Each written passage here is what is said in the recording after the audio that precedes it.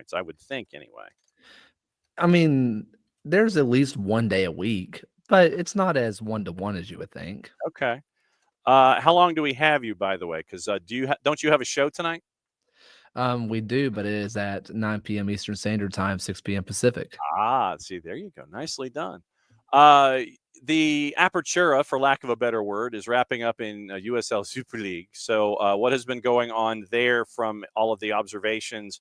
Is it still groups of two? Pretty much, you've got that first group and then the chase pack. What's it like? Is it the leader in a peloton? How's it going? I mean, yeah, pretty much it's your ones and it's your two up top and then kind of everybody else. I mean, the points look close. I mean, you're looking at Brooklyn, Dallas, Carolina. You look at those three as being kind of close, but to me, I think you look at the class and that's Brooklyn and Dallas being really the class right now. And then you have Carolina, Fort Lauderdale, and Tampa Bay all feel very close to me. And then DC Power confuses me How so, because sir? I they don't look like a bad team, but they don't look like a good team. Spokane is better than their record shows, and Lexington, I think, is cursed.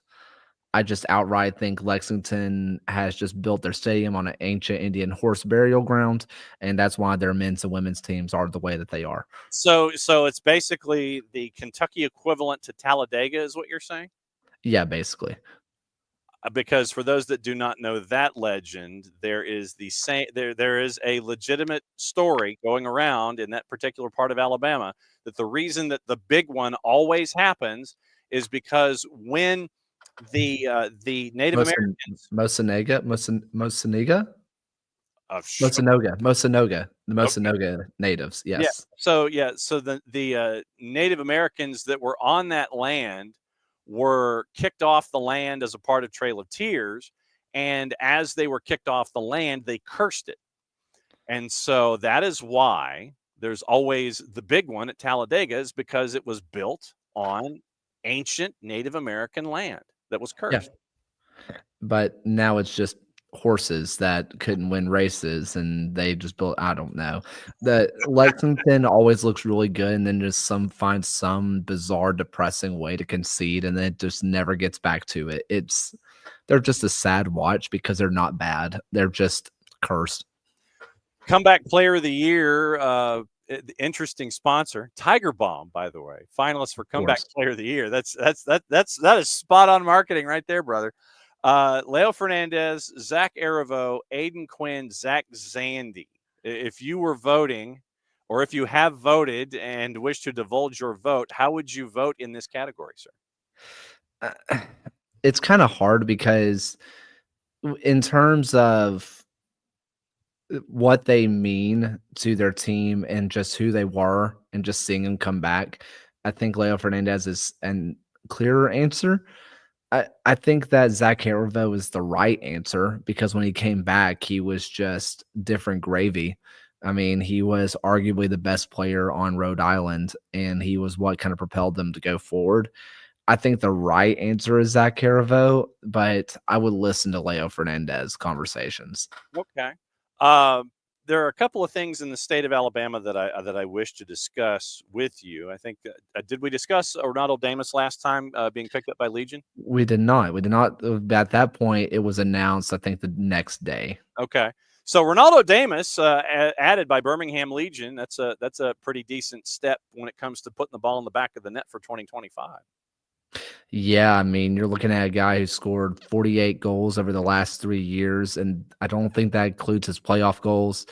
You're taking a team that did not convert their chances. And I'm not saying that Ronaldo Damas is this highest conversion rate guy of all time. In fact, I mean, he's kind of not. He takes a lot of shots. He shoots, but that's why he scores. I mean, I think he is the best striker that this team has ever signed, and that includes the likes of Nico Brett and Juan Agudelo. I think that Ronaldo Damas has the talent. He has the current talent, and he has a brain, a soccer IQ way above just 25 years old.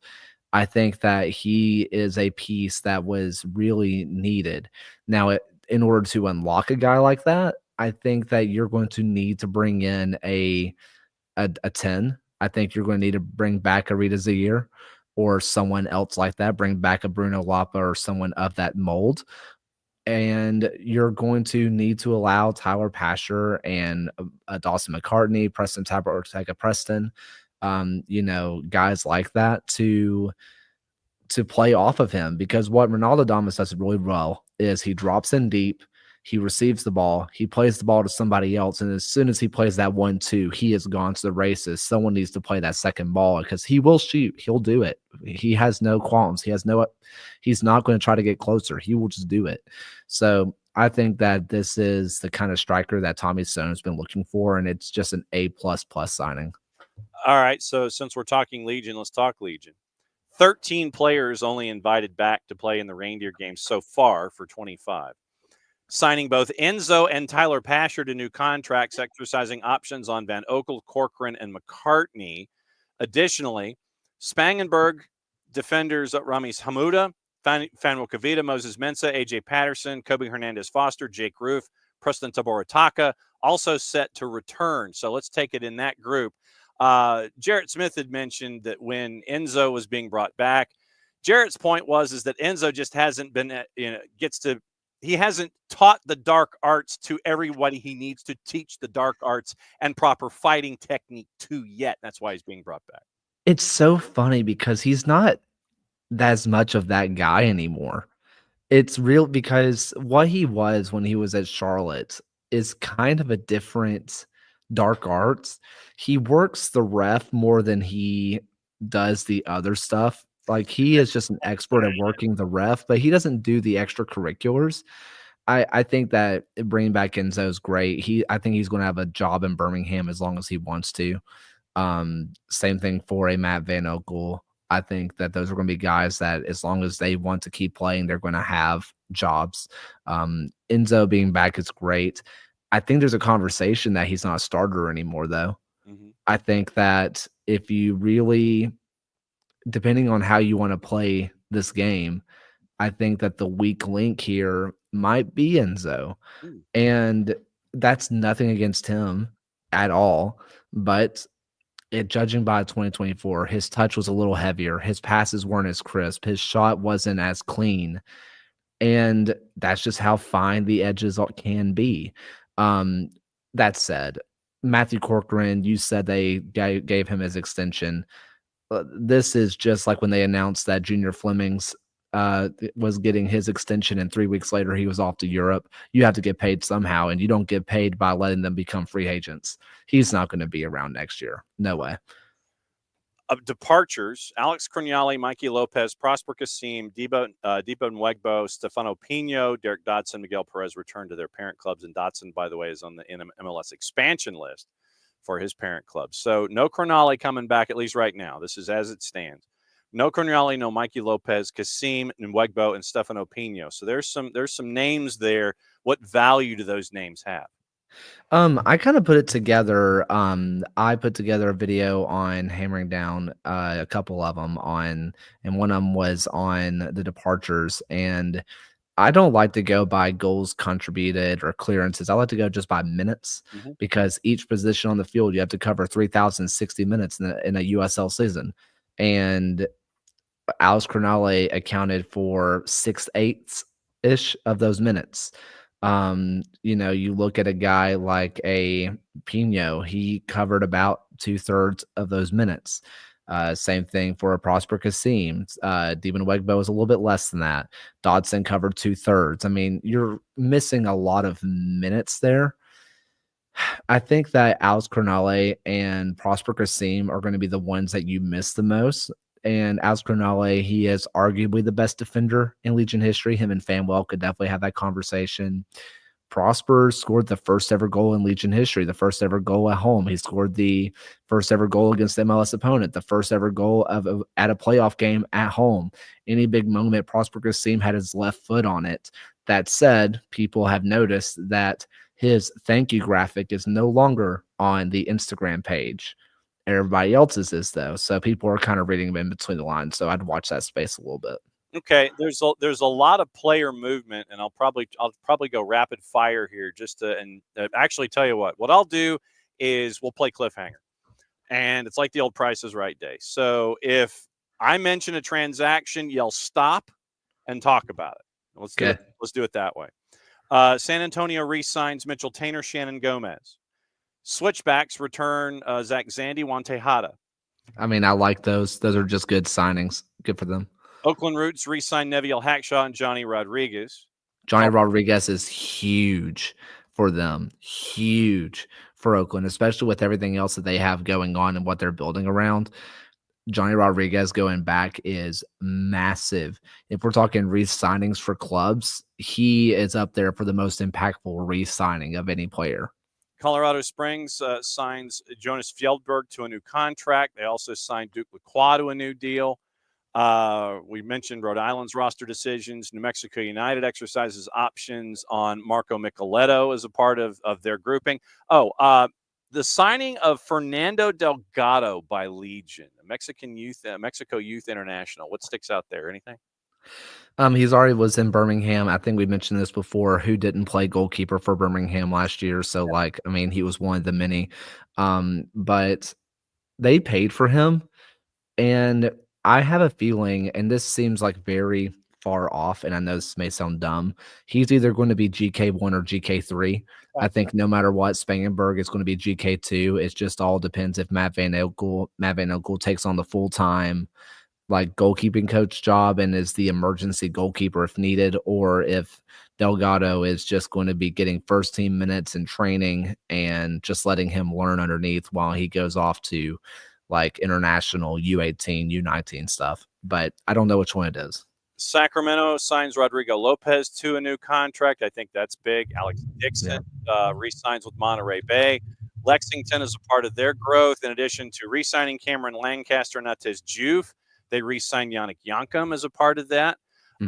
Battery re-signed Daniel Kuzemka to a multi-year extension in net. That's a big one. That is a big one, especially with Grinwiz retiring. I don't know if Kuzminska is going to be the GK1, but I think they're going to give him every opportunity to be. I think in terms of his career, that's a big deal. And he's safe hands in net that they can trust him. I think that is a huge deal for Charleston. New Mexico exercised the contract option on Alex Tambakis. To me, that's probably one of the bigger no-brainers in the history of Earth. Forrest Lasso gets a new deal with Tampa Bay. I mean, he is arguably the best defender to ever play in the USL. 3-time defender of the year, all three with different teams, all three in different eras. I mean, you get the late teens, Charleston Battery. You get the late teens in FC Cincinnati. You get him with Nashville FC in the 2000s or the 2020s. Yep. Where he wins it again, and then he was a finalist for the Rowdies again. He's lost a step. He's not the same guy. He's always been super aggressive, and he's always been a card machine, and he's lost that step and whatever. When you are working with a talent that's as good as him, he is legitimately one of the best defenders to ever grace the USL. That's huge for a Tampa Bay team that was not always great, especially with him losing Jordan Dirty. Team that you're really high on in USL League One, or that was in USL League One. I guess they're an un-team right now. Bruno Rendon goes to Indy 11. I thought pick up for Indy 11 getting League One Defender of the Year, Bruno Rendon. Unless I'm missing something, I think he was the top right back option across all of the leagues in League One or Championship. If you're looking for a right wing back who can get up and down the field, you don't get one better than him. I think there's a conversation of a Stephen Payne out of Ford Madison. I think you obviously can look at a Derek Dodson who knows what's going on with him with Minnesota United. Trevor Amon was just re-signed by Tulsa, Trevor Amon, I was right. And like you're seeing a lot of stuff like that. I think if you're looking at I'm going to get the best right back free agent, I think it's Bruno Rendon. I think it's an incredible signing for Indy. I figured you'd be happy with that one. Detroit City gets Maury Donor from Monterey Bay, and they also bring in Shane Wheat to their defensive core. Taylor Davila signs a multi-year contract extension with Lou City. Smart move for Lou City to keep the band together as long as humanly possible. Switchbacks bring Matt Mahoney into a contract extension and reacquired Yosuke Hanya on loan from Rapids 2 for 25. That one's huge. Hanya is huge. I think they're the one that's going to get overslept a little bit is Donner for Detroit City. I think he was also a pretty good right back option. Um, I keep asking teams that sign him to make a tifo or a chant that's like "Ain't no party like a Donner party." Just Wow, careful. Don't encourage a covered wagon or anything like that, or don't unleash that tifo on a cold day. Yeah, no. Don't do that at Keyworth on a cold day. Cold day in Keyworth. Don't. Yeah, not want to throw that one out there. You don't want to have that kind of a party. There were another couple. Kenneth Hoban signs his first-year Academy product deal. Signs a deal with El Paso. Kyle Adams gets a new multi-year contract with Lou City to go along with Davila. Davila and Adams, once again, you're keeping the band together as long as humanly possible here, so no real surprises there. I think there's another one. There's a couple of other that you're looking at that I think are big deals. You're looking at Edward Kizza going from Pittsburgh to Indy. I think that one's a big deal. I also think Anthony Siaha is a big deal from Monterey Bay, which Monterey Bay is just getting rid of everybody right now. But I think that Siaha is a very big deal for Indy. He's about as a 1-to-1 to a Hunter Schultz as you're going to get. Big body, but he is aggressive and coming for crosses. He has a good spring in his step. His distribution is pretty good. Can get down to the ball pretty well. I think his only downside is his ability to cover across the line, and it doesn't really cost him goals, but it cost him a clean catch. What should be a clean catch turns into a corner. But those are the same thing you dealt with Hunter Schultz. And I think that while the ceiling is not as high for Siaha, I think the floor is much higher for him than it was for Hunter Schultz. So I think Indy is going to be very happy with that pickup. And we had Steve Livingston on for a 1v1 where they broke down the decision where they're going to be playing at the University of North Florida. They're pairing up with one of the big academies down there. So off the field, it's mixed bag because Brooklyn pushed back another year. Did I hear that right? Yes. Okay, so Brooklyn is 26. Sporting Club Jacks seems to be making inroads. They're going to have a home now. They're looking for Super League to come in first, then USL Championship to come in after that. And it was interesting to catch up with Steve to discuss what's going on with the Super League. And you get the natural rivalry with Sporting Club Jacks that's attached to Fort Lauderdale and Tampa Bay coming out of the block. So I thought that was really interesting with the first-year franchise in USL Super League for the team in Jacksonville coming on board. Yeah, the Super League is doing something that I think that a lot of US soccer's want to do. And I think is what League One tried to do, but didn't really do as well at first. And it's let's really capture the Florida market. Like Super League is like, okay, we are going to have Florida rivalries because really it's like, okay, Orlando and Tampa Bay hated each other, then Orlando left. And then Miami and Orlando, they're supposed to hate each other and they kind of hate each other, but Orlando has hatred that flows a little bit north, right? And Miami's just like, well, everybody hates us because we do sketchy things with money. But they don't really have any true Florida derbies. And I think that the Super League is doing a really good job in cornering that market. I think that they are doing better than just about any other professional league in the U.S. right now. League One news, FC Naples signed their first ever player, and it's Jaden Onan, 2023 Young Player of the Year, spent his last 2 seasons in League One with Lex and for Madison. So FC Naples dives into the deep end and bringing in their first player. Yeah, I mean, it's a good signing. I find it interesting that it's their first one because most teams go with the he came from our own backyard, that which is what Avialta did with Miguel Ibarra. Right. It's like we got a guy from our own backyard. This is a guy who grew up 3 minutes down the street, or there was one time he flew over the state, and that's home for him now. I mean, this is a dude from England, right? I think that it's a smart signing. I think it's a good signing, and I think it tells one of two things. One, they think that this is a guy that they can sell on and he can be a centerpiece, Yeah. or B, they think this is a guy that can hold on to for a long time and make him a part of the fabric of this club. Speaking of sell on, we go to Tormenta. Jackson Corey Yeah. is picked up by Tacoma Defiance in the Seattle system. That's a great move for Tormenta, once again, to continue to let everybody know about their player development and their player selections. But for Defiance to grab Jackson Corey, the 2023 League One Young Player of the Year, that's a big move on a couple of different levels. Yeah, I mean, undisclosed fee, those are my favorite kind of fees. Yes.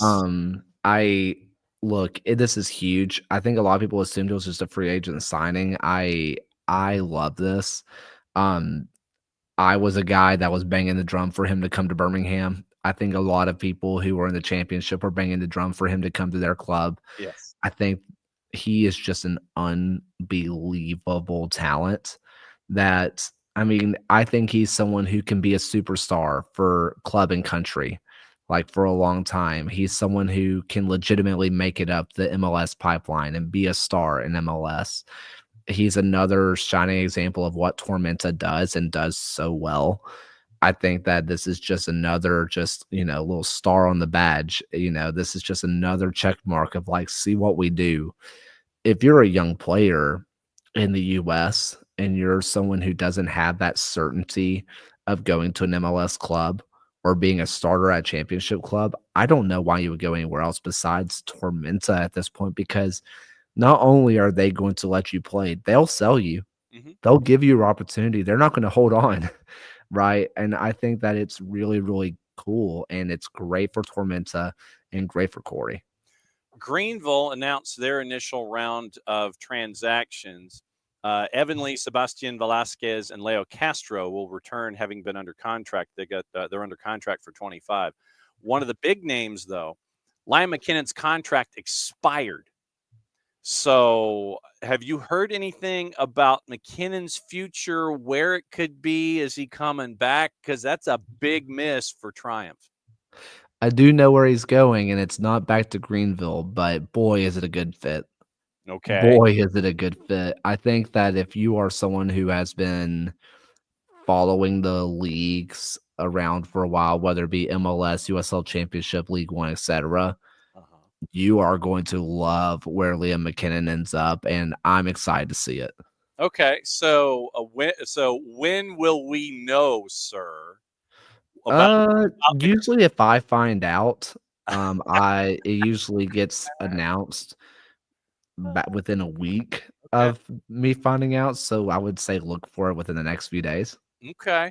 A couple of comments from Julian Shakya. I can't wait for the Battery to start signing players, and he is saying that they should sign Garner from Greenville. Yeah, I mean, I like Garner. I think that I'm assuming he does mean Christian Garner. I think it kind of depends. Christian Garner and you had Gunther Rankenberg kind of trading positions for a while. Yeah. Both are free agents. So I don't know who's the better player, who's in the better form, who's a better fit for Charleston. I like both of those players a lot. If you want to bring in one of them and say, hey, sit underneath Kuzminska for a year, or hey, he can be your GK2 for a year and just see what they have, I would be pretty happy with that situation. Both Garner and Rankenberg are really, really good goalkeepers. Okay, so hopefully I haven't burned your pipes out for the show tonight. What can folks expect on the USL show tonight at 9 Eastern? A little bit of Super League stuff. We are talking about Super League, the matches that were this last week. A lot of fun. Super League action. And we're doing a whole lot more of breaking down the free agent signings and where they've gone and trying to paint a full picture of who's available, who's not, who's on everybody's big boards and all that fun stuff. All right. Well, once again, on at the USL Show, all of their platforms, 9 o'clock Eastern Time, 8 in God's time zone, 7 Mountain, and 6 Pacific. It is Kaler and the Band of Thousands for at the USL Show. Thank you for dropping by after school, my friend. Thank you for being flexible. We will catch up with you next time. Have a great show tonight. See you later. There he goes. That's Kaler. Kaler's going to go home because he's at school right now. And it's like, no one should be